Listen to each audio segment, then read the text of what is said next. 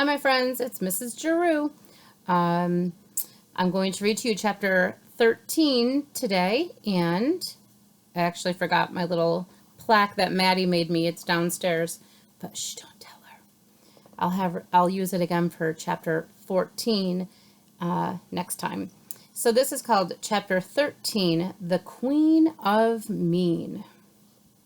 Annabelle waited for a shriek, for a scream, for Kate or Nora to wail. I saw a doll! I saw a doll running in the hall! She waited for the grown-ups to be called. She waited to see if she could go into doll state for this. But the hallway was quiet. A moment later, Kate walked through her doorway, flopped onto her bed, rummaged around in her backpack, pulled out her spelling book, and began reciting. Question. Question. Experiment. Experiment. Possible. Possible. Annabelle should have felt relieved, but she didn't. Where was Mimi? Annabelle didn't know how Mimi had managed to escape being seen by Kate or any of the Palmers. But apparently she had, and she wasn't in Kate's room, which meant she was just loose in the house. For the next 6 hours, Annabelle worried in silence, worried and waited. Waited for her father to get in his feet. Waited for his father to get to his feet and give the all-clear signal.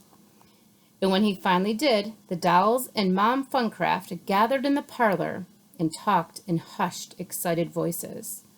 Where do you think she is? She could be anywhere. She doesn't know the humans who live here. She doesn't know their routines. I can't believe she would do such a thing. Nobody had to say who she was. Annabelle, Tiffany, said Mama. Tell us again what happened when you were at BJ's house this weekend. Exactly what happened. The girls told the story a second time, trying to be specific about mean Mimi as possible. They told how Mimi had controlled the Sander doll in Sleeping Billy and Techno Man. They told how the Sander doll and Sleeping Billy and Techno Man were no longer on Mimi's side, which meant that Mimi no longer had any friends. If you can call people who are afraid of you your friends, said Tiffany. They told about the havoc, that means like commotion, that Mimi could wreak when the humans were away, and how some of it couldn't be fixed. They mentioned that BJ's family was starting to become suspicious, which means that other humans are probably already suspicious, said Uncle Doll. And suspicion spreads quickly. Once again, the conclusion was reached that dollkind was in jeopardy. And now the cause of all this trouble is here in the Palmer's house, said Mama. Auntie Sarah looked thoughtful. But I believe, she said after a moment, that we are stronger than she is. Right is might, said Mom Funcraft. Usually, said Nanny. The question is, said Papa, what are you going to do about Mimi? We have to find her and get her back home, said Annabelle. How on earth are we going to do that? Asked Mama. Yeah, even if we can catch her, how will we get her back to BJ's? Asked Tiffany. I'm not sure she should go back to BJ's, said Uncle Doll. She's too much of a menace. Well, she has to be somewhere, said Nanny, and I don't think we want her here. Plus, if she doesn't go back to BJ's, Callie is going to wonder what happened to her, pointed out Annabelle. Mimi is Callie's favorite doll. Waterfall, said Callie, plays with her nearly every day. Mimi is putting dolls in jeopardy just by disappearing from her home. Then I think we have to decide what is worse, said Mom Funcraft. How will Mimi do the most damage? By running around in a strange house where she might be noticed by the humans, or by disappearing from Callie's? Before we decide what to do with her, we'd better catch her, said Bobby sensibly. Annabelle leaned toward Tiffany and whispered, Is this a job for Slump? I think it's too big for Slump. Tiffany looked nervous. which made Annabel very nervous. What had happened to her fearless friend? Maybe I should get my husband, said Mom Funcraft. He'll want to be involved in our discussion. I'm not positive where Nora has left him, but he's probably at home with Bailey and baby Brittany. It was decided that Annabel and Tiffany could accompany Mom Funcraft down the hall to Nora's room. The three dolls tiptoed across Kate's floor and paused in her doorway. Annabel hadn't felt so nervous in a Palmer's house since the days when the captain used to roam freely. Holding tightly to Tiffany with her left hand and to Mom Funcraft with her right, she peered around the corner and looked both ways in the hall. I don't see anything, she whispered. Me either, said Tiffany. Okay, let's go. Mom Funcraft led the way. Hugging the wall, they crept in single file through the darkness toward Nora's room. Would it be like this from now on, wondered Annabel? Had the dolls lost their freedom? They had grown used to being able to run through the upstairs of the Palmer's house. The captain safely banished to the first floor, as long as they kept an eye out for the humans, and as long as they returned to wherever they were supposed to be when the humans were awake. Annabel and Tiffany had felt free to spend hours visiting with one another, going on explorations with Auntie Sarah, playing games with their brothers.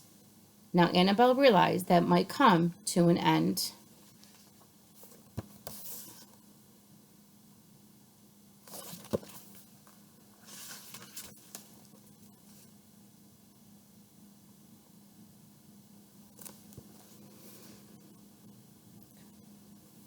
She found herself waiting for Mean Mimi to loom out of the darkness, to fire a missile at them. She feared Mimi might discover and awaken some sleepy, dusty, forgotten doll and enlist it in a fight against the dolls and the Funcrafts. A cat toy was the last thing Annabel expected. When Ron rolled down the hall toward them, its bell tinkling impossibly loudly, Annabel felt as if she were a pin about to be bowled over. Yikes! Tiffany let out the quietest shriek she could imagine. What's that? Cried Mom Funcraft. One of the captain's toys, said Annabel, jumping aside as the plastic ball bumped to the stop against the wall. Where did it come from? Hee hee, Annabel heard laughter from the other end of the hall. It's Mimi, she yelped. Shh, said Mom Funcraft, and she pulled Annabel and Tiffany through Nora's doorway, across the floor of her room, and into the pink dollhouse. Hello, called Dad Funcraft from upstairs. Hello? Dad, it's us, Tiffany called back, but a ringing bell drowned out her voice. The captain's toy hurtled towards Nora's room and lodged under her bed. She's going to wake up! She's going to wake up! Hissed Annabel, peering at the dark shape in Nora's bed, but nothing moved. Dad Funcraft ran down the stairs of the pink dollhouse. Girls, you're home! He hugged Tiffany and then Annabel. Where were you? We were so worried. When did you get back? What happened? Did you have a... Dear, Mom Funcraft interrupted him. We have a small problem. She tried to explain to him, quickly and very quietly, who Mean Mimi was and what was happening. Come to the doll's house with us, she said. We need to have a neighborhood meeting right away. Hee hee, Mean Mimi's laughter floated to their cars from Nora's doorway, but no matter how hard Annabel stared through the darkness, she couldn't see her. All right, said Dad Funcraft, glancing toward the door. A meeting sounds like a good idea, but I think we should leave baby Brittany here. I'd rather not carry her through the hall if that doll is loose. She's right outside the door, Annabel hissed. I'm positive. Then, Annabel, you and Tiffany stay here with Bailey and baby Brittany. You can hide in the house. No, shrieked Annabel. And Tiffany said, we're not going to stay here by ourselves. She'll find us. Mom and Dad Funcraft looked at each other. All right, everybody come with us, said Mom. Maybe you'll be safer as a group. Huddled together, Dad Funcraft carrying baby Brittany, the dolls ventured through Nora's room. Annabel put her hands over her eyes as she turned the corner into the hallway. She waited to be hit with something, to be bowled over by something, to hear the chilling hee-hee, but the hall now seemed empty. The dolls dashed along it and into Kate's room. "We made it!" Tiffany exclaimed softly, just as the cat toy was fired through the doorway behind them. It crashed to a stop against the leg of Kate's desk. Annabelle heard muffled cries from her house. "Hurry, hurry," called Mom Funcraft. Annabelle and Tiffany each grabbed one of Bailey's hands, and they ran toward the step stool on the heels of Mom, Dad, and baby Brittany.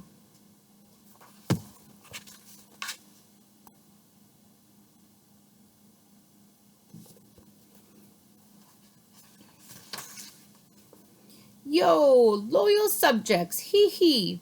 Annabelle spun around, and now she could see Mean Mimi clearly. She stood in a patch of moonlight, grinning at the dolls, her lavender clothes glittering.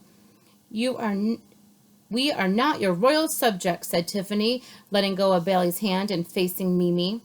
Mom Funcraft stood beside Tiffany. "And please be quiet," she said in a low voice.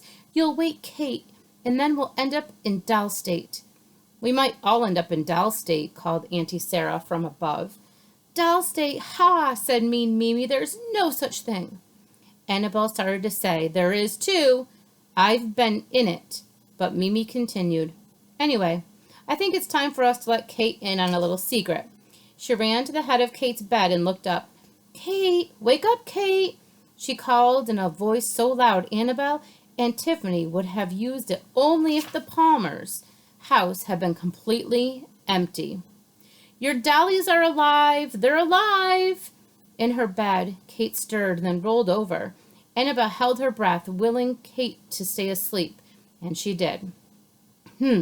Said Mimi, and ran from the room.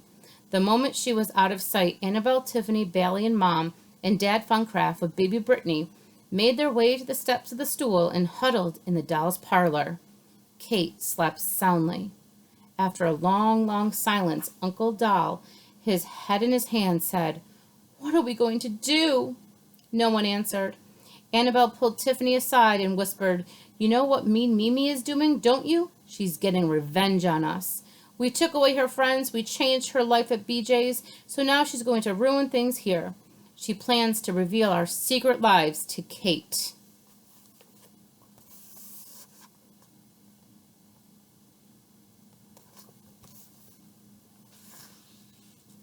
And that's the end of chapter 13. Our next chapter is chapter 14, and it's called A Neighborhood Meeting. Have a good day, everybody.